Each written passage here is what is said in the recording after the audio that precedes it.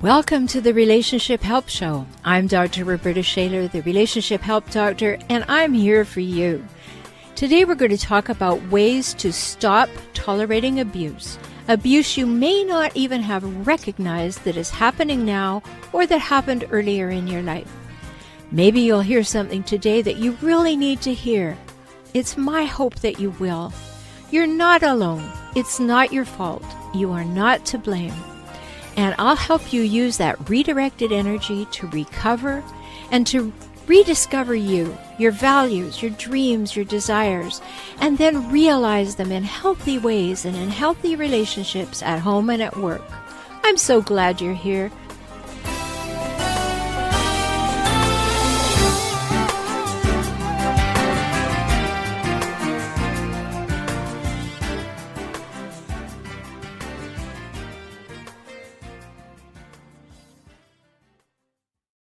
Hello, I'm Dr. Rhoberta Shaler, the Relationship Help Doctor, and today's show is all about overcoming uncertainty, ambiguity, and chaos. Now, if you're listening to this show, of course you know something about uncertainty, ambiguity, and chaos because you're experiencing it in your relationship with other people. That's why most people tune into the Relationship Help Show too. So today should really be a big help to you. Toxic people want to keep you in uncertainty and ambiguity and chaos. It gives them control. And of course, that's what they're looking for. They want power and control. So we need to have a look at how that shows up in the relationship and what we can do about that. I've given you in segment 2, I've given you some clarity because clarity is essential when communicating with difficult or toxic people. In fact, clarity is essential to communicating with yourself, let alone another human being. So in that segment, I'm going to talk to you about learning how to say what you mean and how to do that not only with clarity, but with the skills, the competence, and with the confidence to do it. We all need to step up to that plate. And then my guest, Dr. Dennis Merritt-Jones, is returning. We're going to talk about his book, The Art of Uncertainty, and he has a completely different take on it. We're going to talk about how to meld spiritual views with practical matters in relationships. So that's a really big thing. And in the second half of that interview, we're going to ask how to know when to let go of what, and is failure an option? And to ask ourselves the question, what are we really seeking? And Dr. Dennis Merritt-Jones has some really great insights into that. Finally, I am going to talk to you about a question that was asked, should I take my partner back? That comes up so often. If you are in my group on Facebook, Optimize Life, you'll know that it comes up often. If you're not in that group, it's a closed group, you can ask to join. If that doesn't make you comfortable and you want a secret group, then go to my Facebook page, Relationship Help Doctor, private message me with your email, and I'll let you into my secret group. So it's important to get your questions answered, and I'm here for you to get those questions answered. I want to invite you, if you haven't been doing, to listen to the closing section, the last couple of minutes of the show. There's a deep affirmation there that I really hope you will hold in your heart all week. It's so important because we do have to change our mindset if we have been with toxic, difficult people. So much for you today. Listen in, enjoy, give me feedback, go to the Facebook page, Relationship Help Show. Put your feedback there. Invite your friends to join us. And let's just enjoy today's guest and the topics that we have and talk soon right after this break. Hello, this is Dr. Rhoberta Shaler. Are these stories and questions on today's show sounding familiar to you? Are you ready to say no more to the abuse from toxic people in your life? I'm so glad. You matter, and you deserve to have real love, true love in your life. Love from yourself and love from others. Not that demeaning, discounting, and dismissive masquerade that a hijackal pretends is love. I can help you regain yourself, your self-esteem, your self-confidence after a life with a hijackal, whether it was your partner, an ex, a parent, or a child. Let's work together now. For individual sessions or small group coaching, visit forrelationshiphelp.com/join. Talk soon.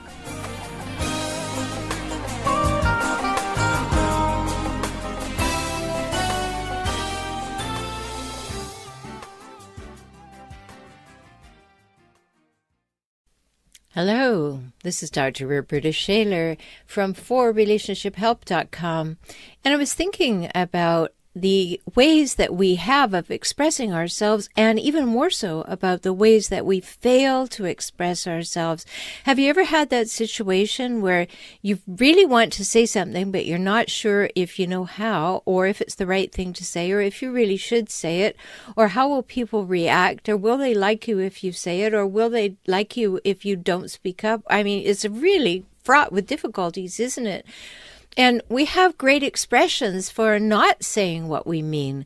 We say we're beating around the bush, or she tells little white lies, or he's hedging, or they're shilly-shallying. What causes us to shy away from saying what we mean? From telling the truth even when that truth is tough to tell? Well, often it's a lack of confidence and clarity and competence. We need to have the skills. So the easiest thing to do in that case is to acquire the competence. It's not so hard to learn communication skills. You can also learn conflict management skills. We start picking those up long before we even have language by watching our families. We pick up tone of voice. We notice how sounds and facial expressions go together. And then we add body posture. Even babies, you know that. Even babies know who they can trust. They add up the face and the body and the voice, and they conclude that you're okay or that you're not. And not really so much changes as we age. We still have those skills, except we often start second-guessing ourselves, and then we fail to pay attention to what our senses tell us sometimes. We start believing what we want to believe rather than actually listening to the message that's coming our way on all levels. And if that weren't the case, we wouldn't buy things from people who make the hair on the back of our neck stand up. You wouldn't believe that he really loves you, even though he regularly abuses you. You would believe the message of the senses rather than talk yourself into believing what you want to believe. And that's all about trust. When we used to teach networking, I had a program called How to Make an Entrance and Work a Room, and I talked about what happens in a networking situation when you meet new people. This is no time for posturing or pretending. This is a time for sending a congruent message. Be who you are. So why do I make this point so strongly? Well, we know that you never get a second chance to make a first impression, but in that first meeting, you want to be yourself. Of course, put your best foot forward and make sure that you can back it up with all the other steps you're likely to take with that foot for a long time, because nothing is more disappointing than to meet someone you believe you want to do business with or have a date with and find that on the second meeting, they morphed into someone else. And someone that causes you to wonder, what was I thinking? So don't be that person for them. Be who you are. Be congruent. Be sure your tone of voice, your facial expression, your body posture, your words, and your actions match all the time. That's what makes you trustworthy. You may know some people where those things don't match, and you know you don't trust them. So learn the communication skills to express yourself authentically. If you're having trouble in your relationship, it may be that you don't know how and when to speak up. You don't have that confidence. You don't have the competence. And you can get it. You can get it. Take some classes. Ask for feedback from people you do trust. I have classes that help you examine your communication and learn new skills and strategies. So it's easy to get the training. That's not an excuse. But you have to be willing to get clear. Clarity is essential. You have to know what you want to say. I mean, really what you want to say, not what you think the other person wants to hear. So that means you have to know what you think and feel. And this requires honesty with yourself. And if you've read my book, Kaizen for Couples, how to save and strengthen and sustain your relationship in a healthy way, then you know that it requires honesty as the first thing. That's the first gift you give to the relationship. And in my experience as a relationship consultant and a mediator, most folks don't spend enough time with themselves to find out who they really are. In fact, many people, maybe you, will do anything to avoid spending time with yourself. Your time is filled with activity and you leave no time for reflection. Or maybe you're the kind of person who wants to gather everybody else's opinion and forget to trust your own. And by the way, if you're in a relationship with a toxic person, you have to trust your own, because that toxic person is probably putting on a public face of perfection. And that's not what's happening at home. And so you're the one you have to trust. So the question is, what do you need to say? It may not be the most popular thing, or it may not be what the other person wants to hear, but it may need to be said to keep your relationship on an honest basis. You may be thinking, what about saying what gets me what I want? Well, it's a good question. Saying what you think the other person needs to hear to get you what you want is a great short-term solution. If you're never going to see the person again, you may get away with it. But if you are planning to see that person, or maybe even work with them or live with them, you have just undermined trust. Because have you ever been duped, persuaded, or bullied into buying something you didn't want? Are you anxious to see that salesperson ever again? Okay, I think you got the drift. So, are you honest with yourself? When that small voice inside says something's not right with this conversation or that person, do you listen? I hope so, because you're picking up on clarity and congruence with much more than your ears. You're listening with all your senses. Trust that. When you're speaking, you know when you're telling the truth. It rings and it resonates. And you don't have to remember what you said, because the hardest part about lying is they have to remember it. So when you're clear and you're competent, you will be confident. There will be nothing between you and the other person, no hedging, no hesitancy, no lies, no uncertainty. You will tell the truth with skill. And you'll have learned ways to phrase things that keep the accuracy of your facts and feelings, and be able to say them, to deliver them in ways that consider and protect the feelings of others, because that's all in the skills. And those skills take practice. We live in a world where people cover the truth to supposedly spare the feelings of the listeners. To me, this just doesn't make sense. Do we all want to be living in denial all the time? Things need to be said, and often the sooner the better. You've likely had the experience of spinning out a situation well past its due date, or its stale-by date. The longer you spin it out, the worse things get. Many people do this in relationships that should have ended a long time ago. But I hear, oh, I don't want to hurt his or her feelings. That's just nonsense. They simply don't want to say what they mean. They've not learned, nor have they practiced the skills of honest communication. They're not competent, they're not clear, and then they're not confident in their own truth and not comfortable with the delivery. Believe me, life gets much simpler when you say what you mean and tell the tough truth.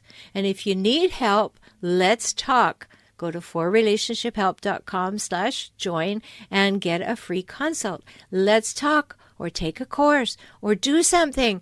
But as I said, life gets simpler when you say what you mean and you learn to tell the tough truth in a way that can be heard. So get on with it. I'm here to help you. I'm Dr. Rhoberta Shaler, the Relationship Help Doctor. Go to my YouTube channel at For Relationship Help, and you'll learn all kinds of things there. You can also get my newsletter, Tips for Relationships, when you visit forrelationshiphelp.com. Talk soon.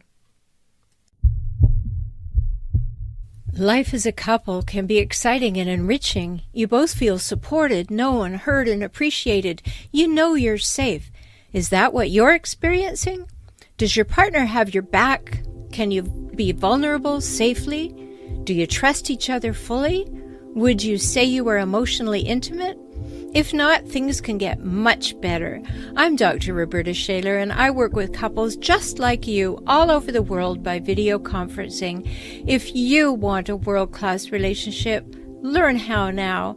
Visit forrelationshiphelp.com/join and schedule a time to work together. Let's talk soon. forrelationshiphelp.com/join.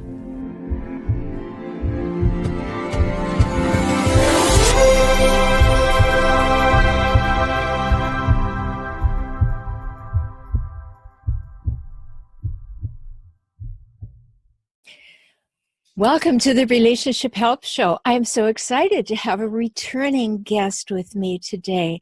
You can see the handsome and wonderful Dr. Dennis Merritt-Jones is with us again. And he is going to talk with us today about one of his many, many books. And, you know, Dennis just has this ability to touch and awaken what lies within our hearts and sends us on our way feeling better and clearer and more knowledgeable and more certain that we can even live with uncertainty. And that's what we're going to talk about today. His book, The Art of Uncertainty. So welcome again, Dennis. Thanks. Good to see you. Good to be with you. It's good to see you too down there in Florida with all the pollen flying. A lot of things flying in the air right now. No doubt about it. Right. So, you know, when I think of uncertainty, and I did read your book, it's a great book. So everybody go get it at dennismerrittjones.com. It's on Amazon too, right, Dennis? So dennismerrittjones.com, that's 2 N's, 2 R's, 2 T's, and right. Remember that. So I want to just say that The Art of Uncertainty kind of double-edged, because when we think about uncertainty, there's kind of like, woohoo, what's going to happen? And then there's the, uh-oh, what might happen, right? What's important is the subtitle of the book is really where the juice is, and that's how to live in the mystery of life and love it. Yes, and it's perfect, because then it kind of allays that fear, because I'm going to love it and I don't have to be so concerned. But what happens when you are living a fearful life? What happens when you need to be able to embrace uncertainty, and yet what's happened to you in your life just makes you so concerned about what's around the next corner? Well, anytime fear wraps itself around us, we have to understand that it's projecting us into the future. And the whole point of this book is that you have no control over the future. You have absolutely no control over anything except your next breath in the present moment. And so the choice you get is, how are you going to choose to experience this moment? Because it is a choice that we have. And when we can understand that we can deal with fear differently than perhaps we have in the past, that doesn't mean fear is going to go away, but it means we develop a new relationship with fear that allows us to be in charge of our experience in the moment. You know, it's interesting. this word fear. I saw in your book that you suggested that fear is an acronym for forget everything and run. Yeah. And my acronym for it comes from a book long ago called Guiding Yourself to a New Reality, and it stands for fear. The acronym for fear is false evidence appearing real. Right. Right? Do you remember that book a long time ago? Yeah. So I think many people believe that fear is the forget everything and run. Yeah, it is. And what happens is fear, when fear overtakes us, we go unconscious, and we go into flight and for survival mode. And we can't live a productive life when we're in that mode. No, we surely can't, because we're not fully present, as you said earlier, but all of the echoes of the past are kind of raising our shoulders to our earlobes. And when we're in that fearful state, many, many things happen in our body.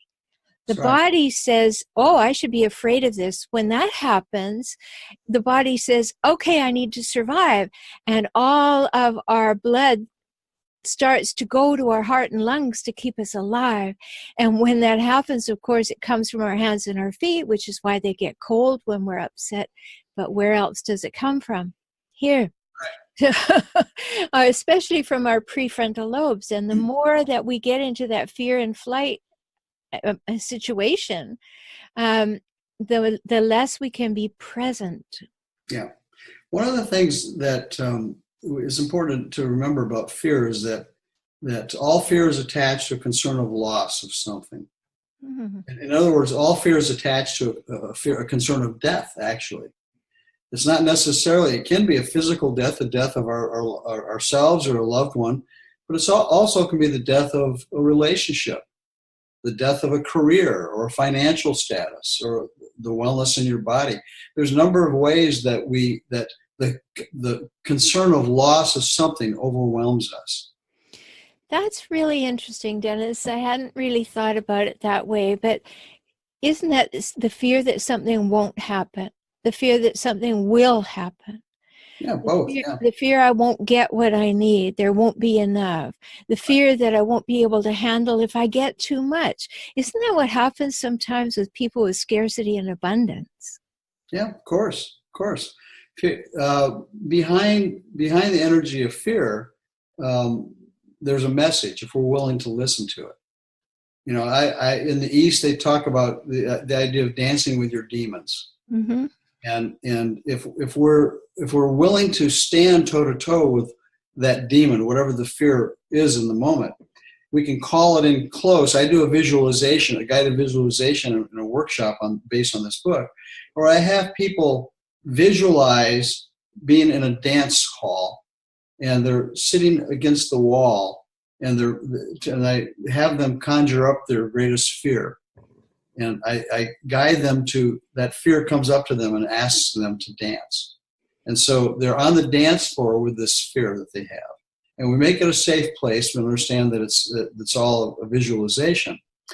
But the idea is that you rather than withdraw and push away and try to run from your fear, you can run, but you can't hide because it'll always follow you until you deal with it. That you call it in and embrace it like a dance partner, and you whisper in its ear, teach me, oh master teacher of the moment. What is it I need to know about you so I can transcend you? In other words, the fear is not necessarily going to go away, but we can understand when we understand the message or what the reason is behind the fear that is overwhelming us, it repositions us to be able to live in spite of that fear. Mm-hmm. I really like that, and I've read many of your books, Dennis, and the way that you explain things, so memorable, just like that experience. And I hope everybody's really understanding that there is great richness in Dennis's work. So go to dennismerrittjones.com and remember to double everything except the beginning and the end. But, there's just so much in that, because when we embrace a fear, not say, oh, I'm delighted to have this fear, but to say, maybe it turns out to just be smoke, right? Sometimes something appears so real. That's why I like the acronym false evidence appearing real. Remember that old story about the fellow who was deathly afraid of snakes in India, and he was homeless, and he crawled into a boxcar that to sleep for the night. And they shut the door of the boxcar while he was in there, and there was just a sliver of light coming in, and he saw a snake. And in that seeing of that snake, he was petrified and paralyzed. And all he could think about is, here I am locked into this boxcar and I'm going to die. And in the morning, they opened the boxcar because that was all done from the outside, and he was dead. And next to him was a coil of rope. Yeah. Right? The power of the mind. Exactly. And so that's even underneath what you're talking about, is that we have a fear came from somewhere. It's legitimate, perhaps, because somewhere in our early life it was implanted or suggested, and we didn't feel safe at the time, so we connected the two. But being able to do what you said, that visualization, just be willing in a safe space where there's people all around who can help you, people who will save you if you need saving, to embrace that. That's often what I do with my clients. They come and they have fears that are stopping them from having great relationships. Whether I'm working with an individual or a couple, their fears are in the way. Well, So go ahead. I was going to say, what may help some people understand is that, fear is learned. Let's be real clear about something. We're born with only two fears: the fear of falling and the fear of loud noises. Every other fear we have is acquired. Yeah, I would add something to that, because there's good evidence that we are also born with the fear of abandonment. And that comes from the fact that we know that we're not like cows and horses. Our mothers don't spit us out, lick us off, and then we leap up and jump around the meadow. We're a blob. We know we can't survive, right? So these basic fears that are there can morph into anything, especially if we're in an unsafe environment. And the problem is, too many times we as children drag into adulthood fears that we had as children that don't belong in adulthood. Right. We've forgotten how to delineate the difference between what to fear and what not to fear. Mm-hmm. And how many times, during our growth, our brains are not fully formed until we're 25.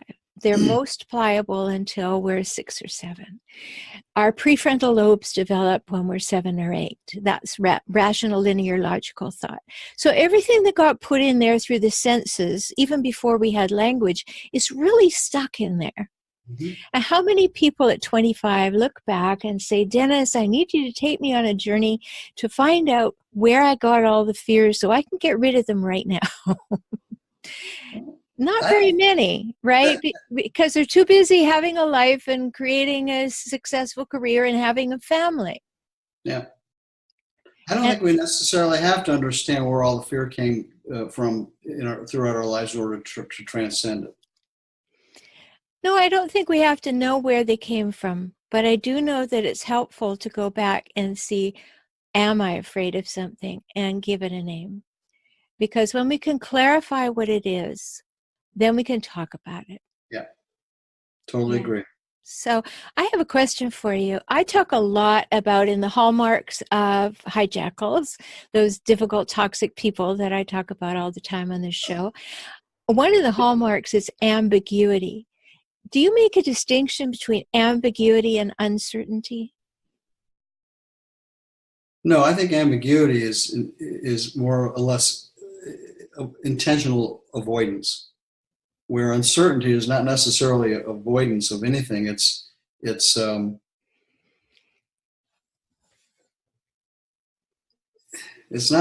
not avoiding what is. It's being afraid of what is. I mean, that doesn't make sense. I'm not even sure how to define that.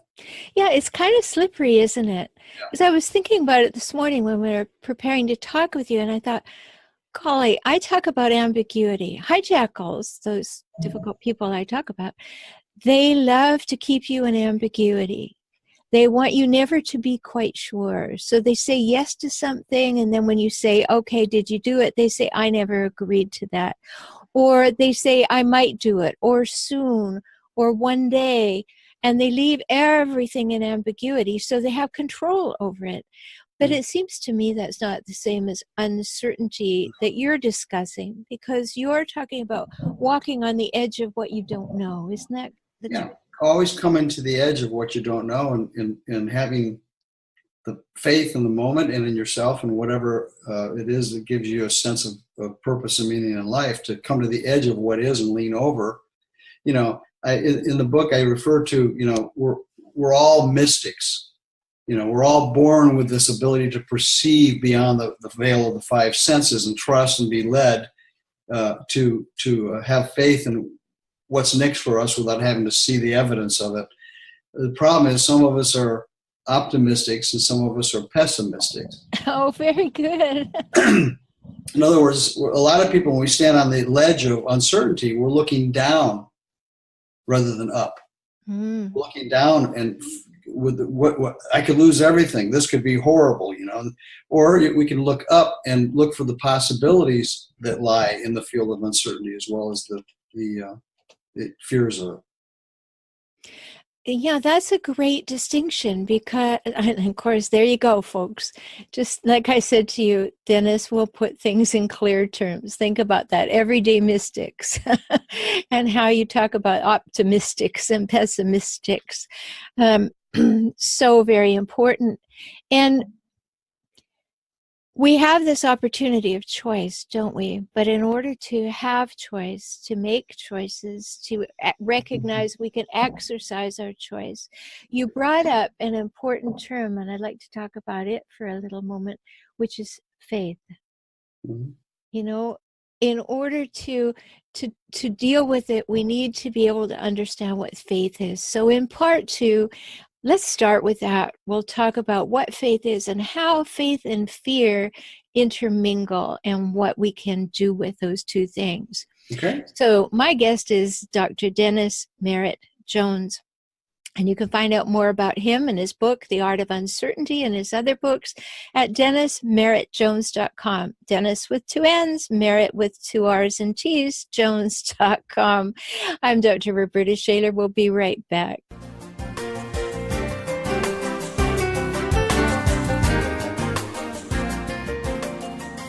Hi, this is Dr. Rhoberta Shaler. Handling hijackals is exhausting. It's never ending. An endless cycle of crazy making, alienation, and constant drama. And cycles are difficult to step out of. I know, because I've been there too. And that's why I reach out to you to offer the insight, skills, and strategies you need to heal. My small group programs, Handling Hijackals and Hijackal Recovery and Rediscovery, will shortcut your journey to healing, to save your sanity, and to stopping the crazy making. Visit forrelationshiphelp.com/join now, and let's talk soon.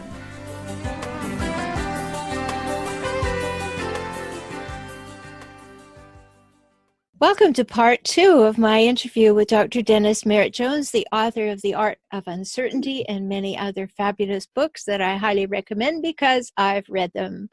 And we were talking in the first part about uncertainty itself. There, yes, like that New one coming out in July. Look at that, The Art of Abundance. Yay! Yes, let's know that it is an art and it doesn't come from the fear of scarcity. So that's a topic for another time. I guess we'll be having another interview in July or August, Dennis, to talk about that one. But in the part 1, we ended by saying that we need to have a conversation of faith, because we talked about fear, but we really need to understand what faith is. You go to a store, a home goods store, and you see signs that say faith. You should put them up in your house. How do you define faith? Well, we're operating with faith every day, whether we're consciously aware of it or not. I mean, we get out of bed in the morning and we have faith that we'll lay our heads on that pillow that night. And we operate throughout the day on autopilot, whereas, there's no guarantees that we'll make through the next day. in wholeness and in wellness. And yet there's a place within us that believes that we will and moves us forward. We'd never get behind the wheel of a car if we didn't have faith in the longevity of our lives. There's a lot of things that we wouldn't do without faith. And for the most part, our faith is unrealized or unthought of. It's really coming from more of an intuitive place than it is an intellectual place. And what do we have faith in, Dennis? Well, I guess that's really a personal call, because one way or another, I think people who have faith in something larger than themselves, whether you call it God or whether you call it the universe or infinite intelligence or just good luck. There's many different descriptions or definitions of what faith might be. But at the end of the day, I think what calls us to faith is knowing that there's something within us that knows better than we do how to get us through what lies in front of us if we trust and, to some degree, surrender to it. Mm-hmm. In the book, I give the story about the birds coming to the edge of their getting out of the nest for the first time and learning how to fly. And they come to the edge of uncertainty, and there's something within them that knows how to fly. They've never flown before, but what do? They literally fall off the edge of the branch of the tree, and they fall into uncertainty, knowing that there's something within them that knows how to fly. Mm-hmm. And go figure, it does. And that allows us that example to think, that Irish proverb that, when you jump off a cliff, the road will come up to meet you, the ground will arise to meet you, that Irish blessing. It's not intuitive often. It's something that we don't think about. We don't think about what you were saying about getting up in the morning and knowing that we're going to be there to put our head on the pillow that night as faith so much. No. I think that's just something that we take for granted. But sometimes we really need something to hold on to. And if we haven't thought about these things, we don't understand faith and its possibilities and what we actually think of as faith, then it's missing when we need it. Yeah, well, that's why I think a lot of people have the spiritual practices that they do. They meditate daily. They do the different things that they do. They pray. They do something to stay connected to that part of themselves that's bigger than themselves, that they know is there, omnipresence all the time. Right. And I like the analogy of it's easier to put out a fire when you know where the fire extinguisher is. And having faith in the moment means you know where the fire extinguisher is and when you need it. And the more that we practice whatever the practices are that give us a sense of being connected with that which is larger than us, so it's readily accessible in the moment, that's a utilization of faith. Mm-hmm. You don't have to go searching for it because you're so well practiced in your awareness of it that you live in that awareness. I love that. That's another great metaphor from Dennis Merritt-Jones, right? My partner, Charles Anderson, and I wrote a book called Soul Solitude, Taking Time for Our Souls to Catch Up. Mm. And we simplified this whole thing because people say, well, what's meditation and how do you do it? And even my book editor, when I sent her the book, she didn't respond for days. And I said, what's the problem? She said, I'm really angry. I said, why are you angry? She said, page 111. I said, what's on page 111? It turned out there were just few words in the middle of the page. It says, there is no drama in soul solitude. Simply sit, fall silent, and listen. And I said, well, why did that make you so angry? She said, well, I never meditate because I tell myself I don't know how, and you just blew my cover. Okay. And so it's you simplify it so well there, just as sit, fall silent, and listen. Get into the practice of knowing that there's something to listen to. Yeah. That there is something there for you when you do take the time to stop and listen and that you develop a relationship with that fire extinguisher. Yeah, good. Yeah, that's well said. I mean, at the center of living life with uncertainty has to be faith. Yes. Either that, or you enter every day with trepidation and fear and anxiety and angst, and that gets you nowhere. You know. Yeah, and I noticed, Dennis, in the book, I call them your big four. And what I'm referring to is you talked about choice, faith, curiosity, and action. Yes.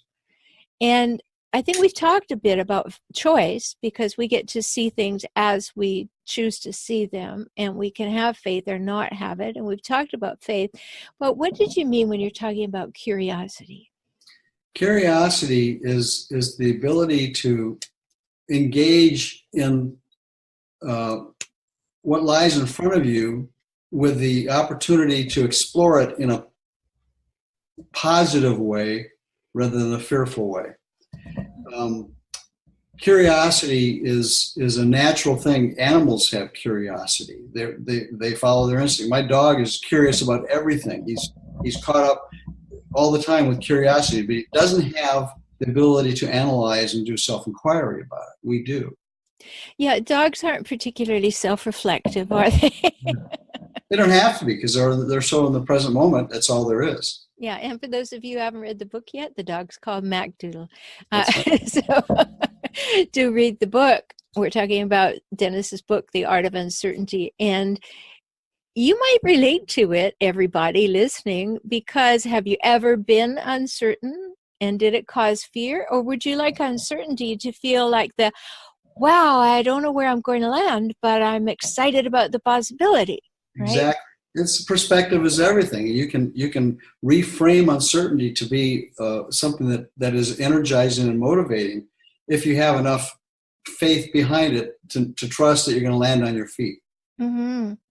So in the curiosity piece of the big four, choice, faith, curiosity, and action, this inquiry, this being willing to ask questions about what's going on in my life, what's going on in my mind, what has gone on, what could go on, what's possible.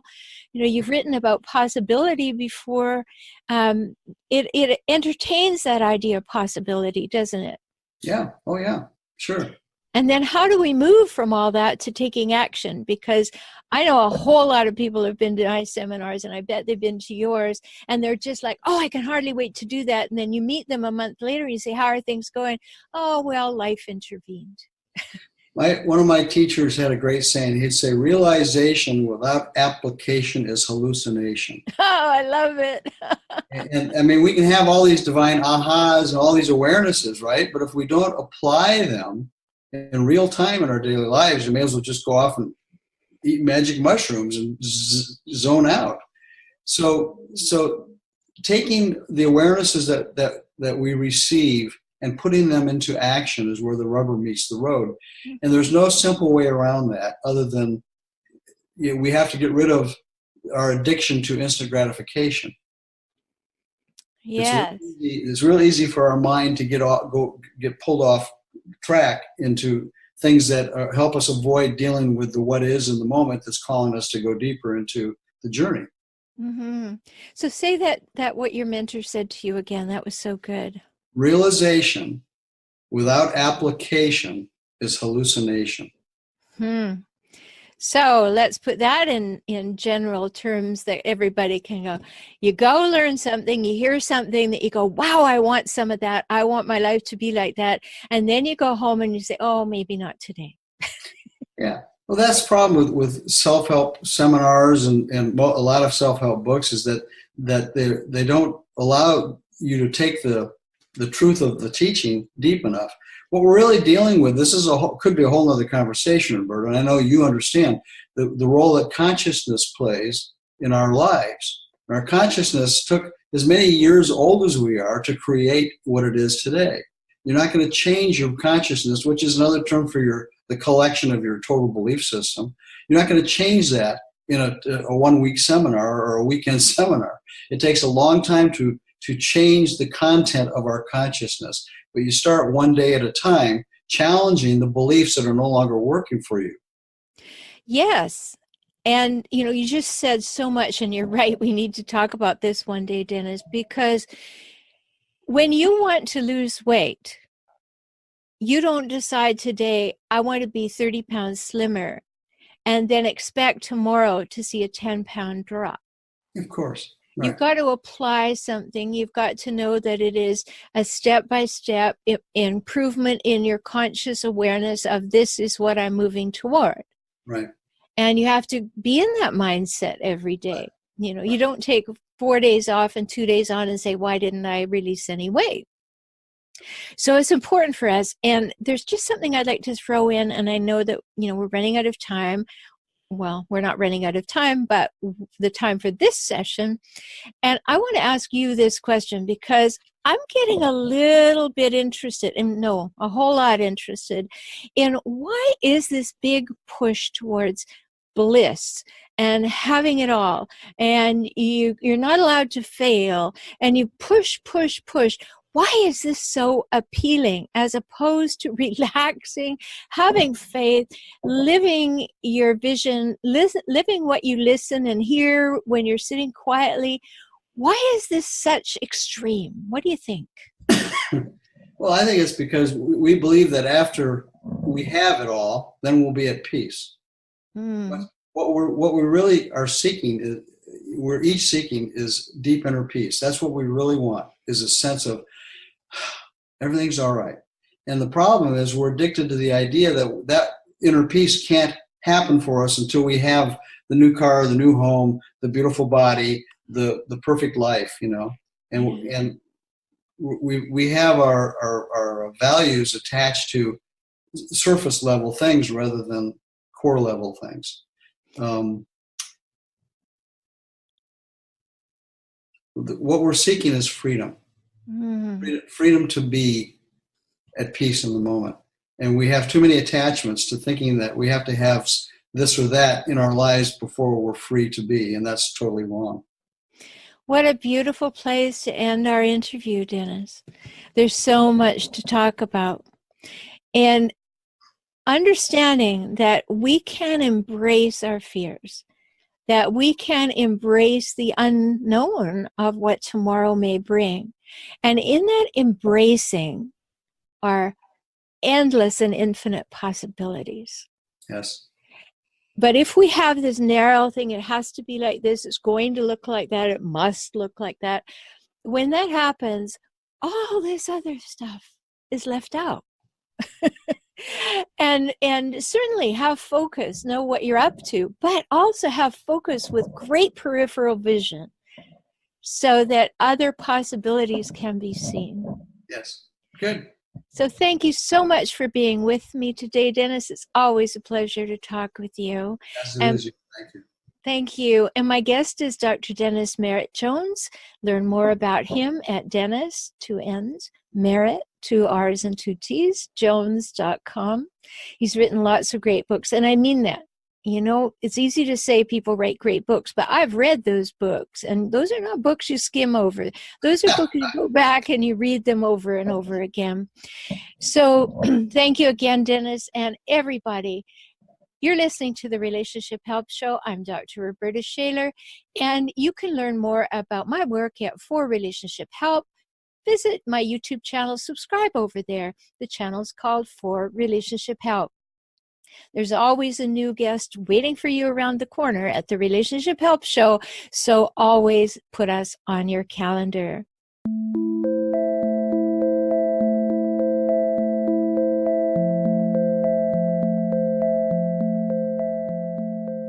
No matter what's happening right now, life can get better. If you have a good relationship, it can become great. If your relationship is in trouble, we can find a solution. The good news is that it's in your hands to start. The not so good news is that it takes time, new insights and skills, and a whole bunch of willingness. But who would settle for less? Not you, right? Good. You want to feel seen, heard, known, accepted, and appreciated. You want honesty, safety, trust, respect, and reliability too. Read my book, Kaizen for Couples, available for download at couplesbook.com. Start there, and let's talk soon.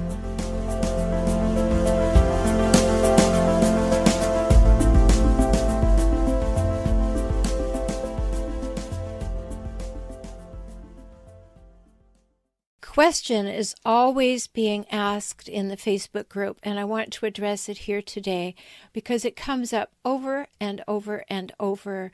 So I'm just going to read one of the questions that was asked about this, and then we will proceed with the answer. And here's what a person from my Facebook group, Optimize Life, asked. My wife walked out and took our 2 children.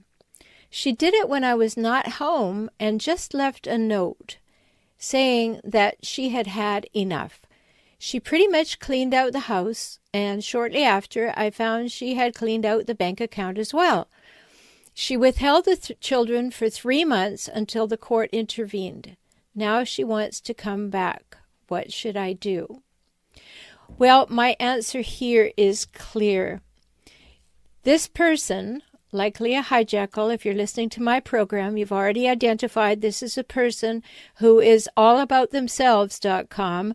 They just want what they want. They want it their way, and they want it when and how they want it. And she has demonstrated, as this person's spouse, that she just took everything and felt she was quite entitled to do that. Now, if we weren't talking about hijackals, there would be a whole lot of other questions about this relationship. How is it really running, and what does all that mean? And that would be clear. However, if we're talking about the fact we already know that this spouse is a hijackal or has hijackal traits, then we have a little bit different answer to the question. It's really important to believe people's behavior, not their words.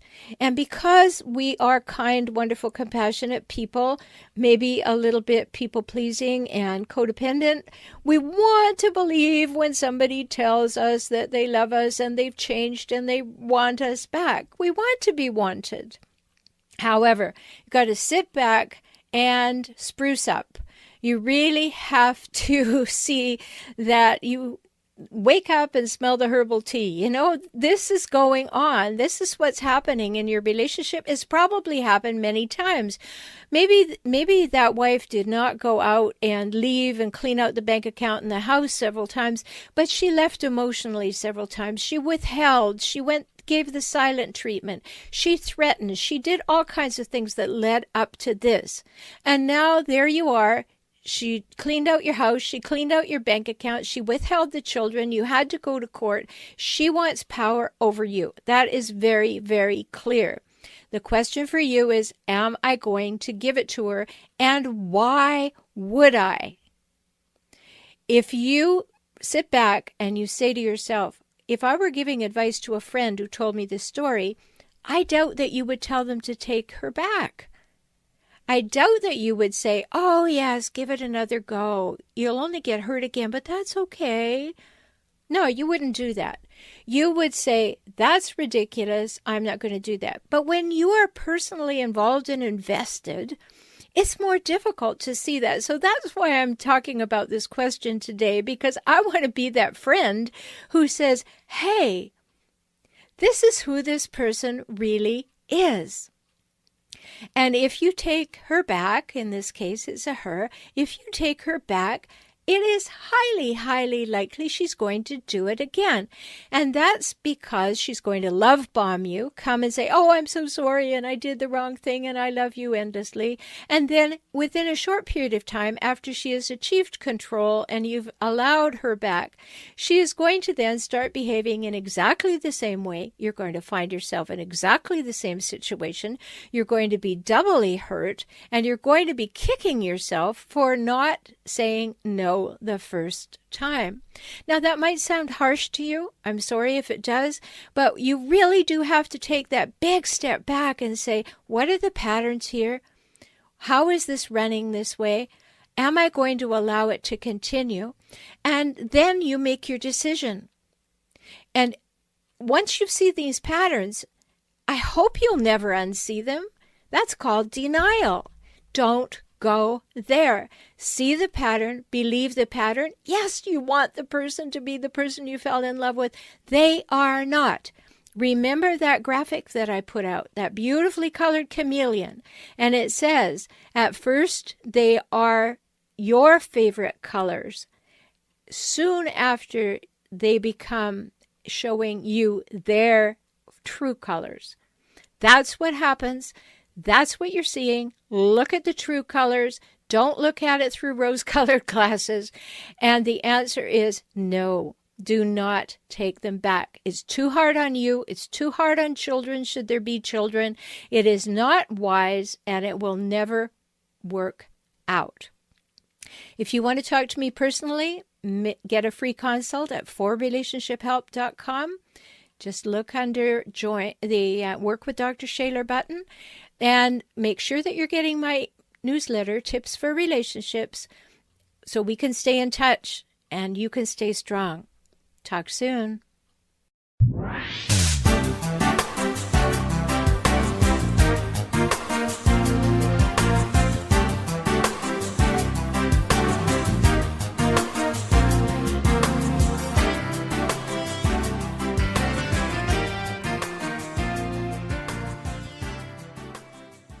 I'm so glad you were here with me today for the Relationship Help Show. We become stronger together when we talk together, and that's so important. Today we were talking about overcoming uncertainty, ambiguity, and chaos. You have to overcome those things. You have to get clear about what's really going on, what the reality is, and I'm sure that you heard that in today's show. You learned how to say what you really mean with my segment. Then with Dr. Dennis Merritt-Jones, we talked about his book, The Art of Uncertainty, and he was defining uncertainty and where it comes from a spiritual perspective and how we have to turn that into practical action. So important. We also talked about how to know when you need to let go of what in your life. All of these things that I bring to you are to help you have the best life possible, to get a view of what is a healthy, happy life, and to make it eminently available to you by following some of these things. The last segment was a question and answer: should I take my partner back? A big question for many, many people. And next week, we're going to be talking with Johanna Lynn. She is an amazing woman who has great things to offer. She's been through the things that many of you have been through, and she has emerged on the other side helping others with clinical hypnosis techniques. Very, very interesting. She has a new take on things that we haven't had on the show before, and I hope that you will tune in. And as you go through this next week, remember, you are strong no matter how you feel in this moment. You are capable and can overcome obstacles even when you feel like quitting. You are worthwhile and deserve to be loved in healthy, supportive relationships. You will never allow yourself to be abused in any way. You will never say anything about yourself that you do not want to be true, because you matter. Talk soon.